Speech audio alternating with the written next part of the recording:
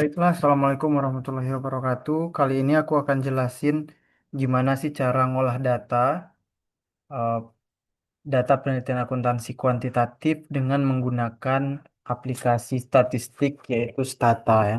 Di mana Stata ini adalah salah satu aplikasi statistik yang sangat-sangat populer belakangan ini di Indonesia dan kalau kita baca ya di publikasi yang terindeks Scopus Q1, Q2 itu sudah mayoritas menggunakan Stata atau yang mirip ya dengan Stata itu ada IFIS ya.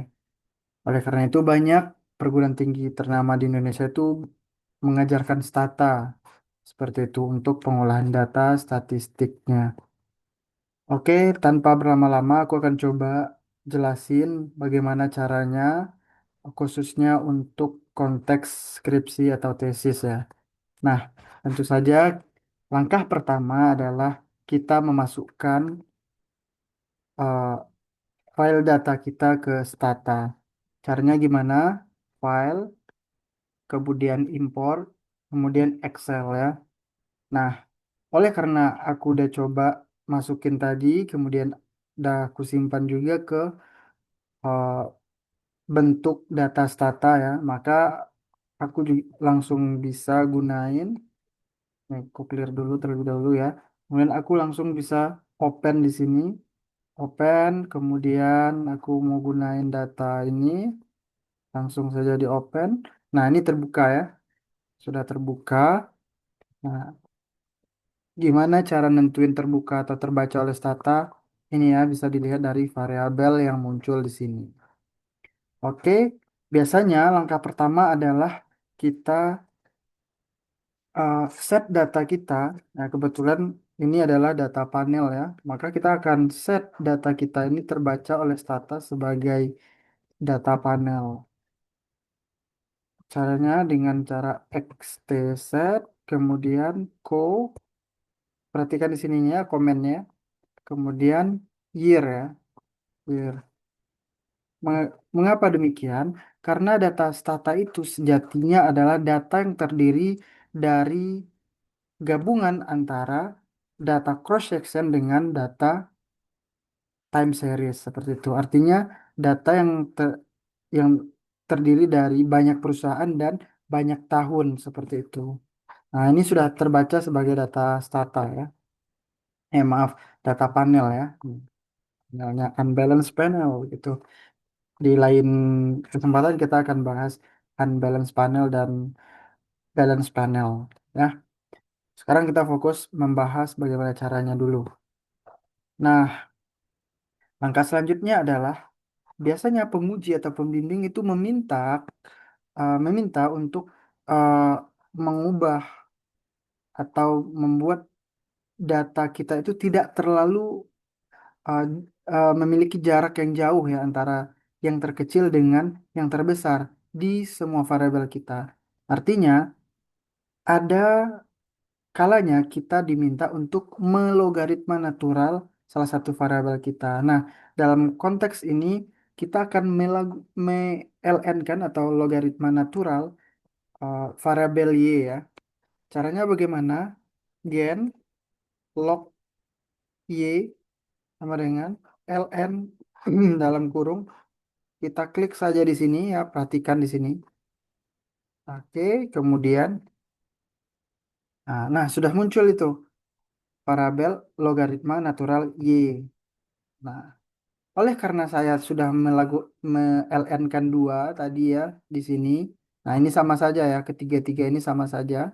Ini saya coba tes begitu tadi. Nah, ini eh, kita drop saja. Kita tidak akan gunakan, tapi kita akan gunakan yang saya sudah lock terlebih dahulu tadi supaya tidak bingung. Oke, selanjutnya adalah kita akan summarize atau membuat statistik deskriptif. Caranya bagaimana? Mudah saja ya. Sum log satu log y ya, logaritma natural y, x1, kemudian ada variabel z juga yang akan kita summarize, kemudian ada ROA. ROA juga ya, ada ROA juga. Tinggal diklik-klik saja di sini. Oke, diklik, oke, enter. Nah, maka akan muncul ya observasinya berapa, minnya atau rata-ratanya, standar deviasinya berapa, minimumnya berapa, dan maksimumnya berapa. Oke, selanjutnya kita akan melakukan uji model ya. Model model pendekatan model apa yang paling cocok untuk data kita? Kita akan melakukan tiga uji ya. Tiga uji yang terdiri dari uji Chow, LM, dan Hausman. Caranya bagaimana? Nah, ini pertama kali untuk uji Chow terlebih dahulu. Caranya adalah extract log Y, X1, kemudian size, ROA, DER, kemudian FE. Oke,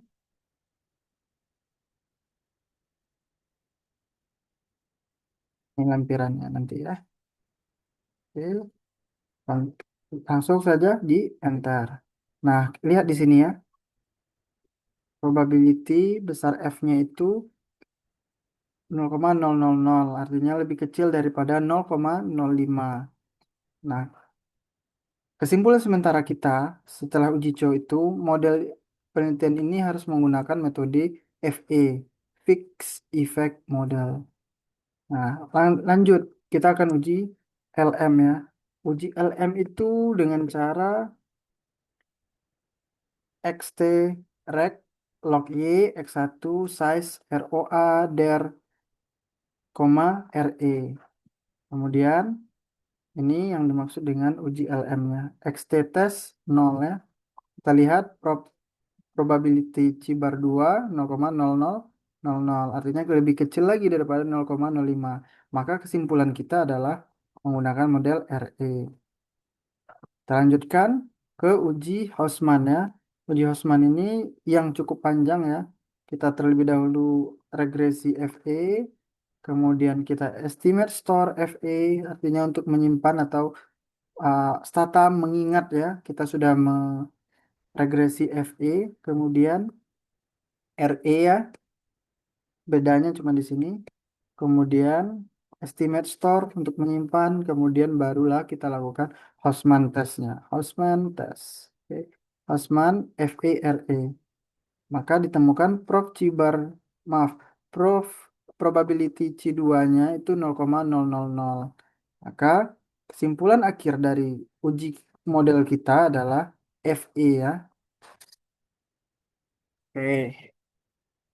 Nah, setelah itu kita akan lakukan uji asumsi klasik yaitu multicollinearity. Gimana caranya? Mudah ya. Ini perintahnya. PW core ya, masukkan variabel kita logaritma natural Y tadi log Y X1 size ROA der. Kemudian star 0,01 bond Veronia, langsung di enter. Nah, muncullah di sini. Berdasarkan keterangan dari Gujarati menyebutkan bahwasanya hubungan antar variabel X itu tidak boleh melebihi 0,8. Artinya di sini sudah memenuhi.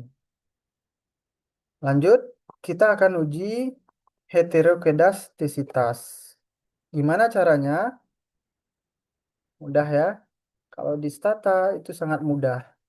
Extract logaritma natural Y, X1, size, ROA, DER, dan FE. Enter, kemudian XT test 3. Kita lihat di sini, Prof C2-nya itu 0,0000. Maka ditemukan di sini modelnya terdapat masalah heterokedastisitas. Nah, di stata itu, kawan-kawan, itu punya pendekatan yang mampu menyelesaikan persoalan asumsi klasik. Nah, bagaimana caranya? Salah satunya itu adalah metode GLS ya, atau ada juga metode Robas. Nah, langsung kita lakukan uji hipotesis ya. Uji hipotesis dalam konteks ini kita akan menguji eh, menggunakan moderated regression analysis by Sharma ya. Caranya bagaimana? Caranya adalah masukkan model kita yang lurus terlebih dahulu. Ini variabel kontrol kita ya. Oke, enter. Nah, didapatkan di sini X1-nya itu berpengaruh. Dari mana tahunya? Lihat saja p-value-nya ini ya. Ternyata 0,015 itu lebih kecil kecil dari 0,05. Kemudian, Sarma langkah keduanya adalah memasukkan variabel moderasi tanpa interaksinya. Nah, sini ya, variabel moderasinya itu berpengaruh signifikan positif negatif ya. Nah, gunanya nanti untuk menentukan apakah dia pure moderation, kemudian quasi moderasi, atau bukan moderator, dan lain sebagainya ya.